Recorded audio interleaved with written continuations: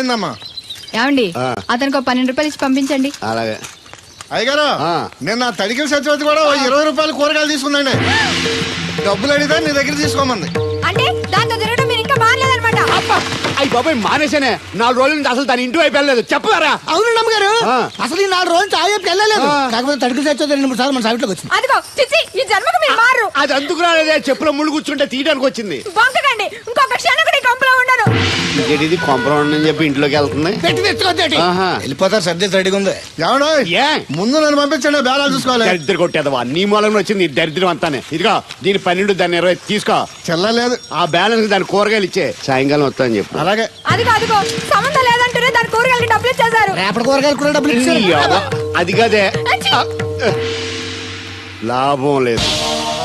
ఆ తడికల Satyavathi problem permanent గా solve అవ్వాలంటే ఒకే ఒక మార్గం ఉంది. దాన్ని వదిలేయడమా? కాదు, మరి దాన్ని నీకు ఇచ్చి పెళ్లి చేయడం. ఆ తడికిల సత్యవతితో నాకు పెళ్ళ. నేను మీకు మరీ ఎంత యాప్లో కనపడుతున్నానండి. చెప్పేది పూర్తిగా నువ్వు దాన్ని పెళ్లి చేసుకున్నావు అనుకో, అప్పుడప్పుడు నీతో ఏదో పని ఉన్నట్టు వచ్చి వెళ్ళిపోతాను. నా పెళ్ళానికి అనుమానం రాదు.